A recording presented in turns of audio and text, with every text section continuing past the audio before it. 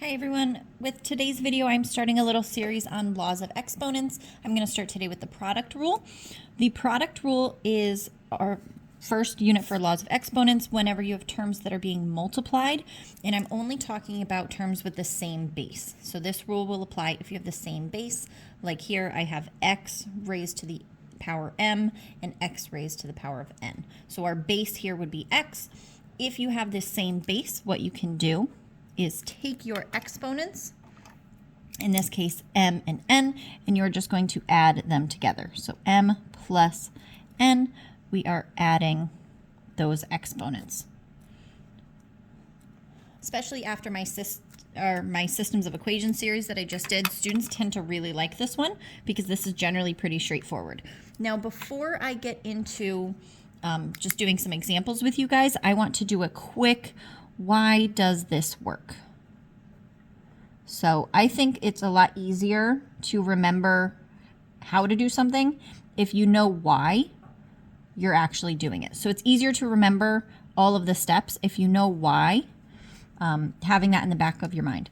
So I'm going to do an example of x squared times x to the third. So our base here is our x, whatever that variable is, whatever it stands for.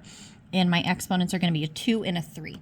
Now to understand why this works, I'm going to take my terms and I'm going to break it up. Now x squared means x times x. That's what it means to have an exponent of 2.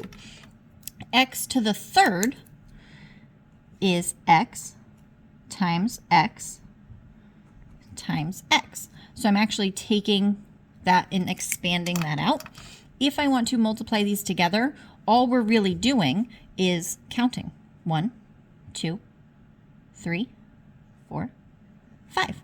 So this is going to be x to the 5th power. All you did was add up how many x's you had. Oh, I had 2 x's. Here's 3 more. So we add our exponents together because if we were to expand this and you were just multiplying all of them together, x times x times x times x times x means x to the 5th. So all of our examples are going to be pretty quick after that. Say we had y to the 3rd times y to the 4th. I would add those exponents together. 3 plus 4 is going to be y to the 7th. Let's say we had some numbers.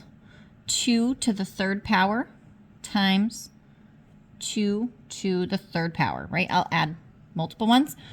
Well, if I were to add this, that's going to be 2 to the 6th power.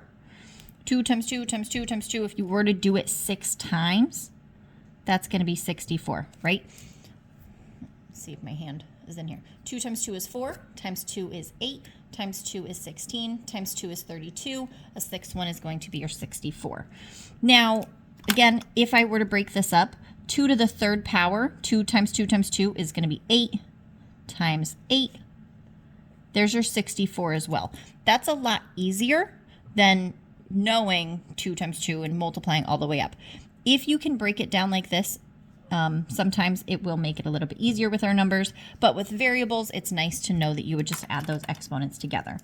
Now, I'll do one bigger example with some coefficients in here. So I'm going to write example, and then I'm going to slide up a little bit because I know I'm getting towards the bottom of my page for everybody. So I'm going to just slide that on up there.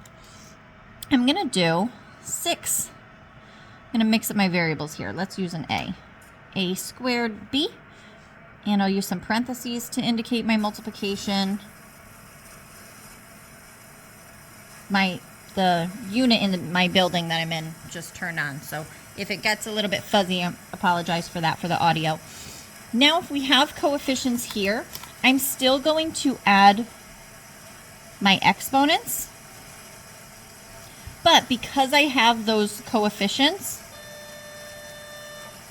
I want to first multiply those coefficients. So I'm going to multiply, if I can write, my coefficients. Not my best notes ever. That's going to be an L. Oh well, doing my best here. So multiplying there, I have 6 times negative 2. That's going to be a negative 12. Now for my exponents, I have a to the second, and that would be an imaginary 1. A to the first is going to be a to the third power.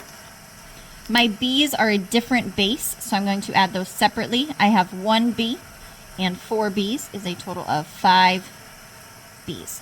So we multiply our coefficients if we have any, and I add up my exponents only for the terms with the same base. Hope this helps. I will continue my series of laws of exponents, starting off today with our product rule. Look forward for more rules, and as always, follow along for more math explanations.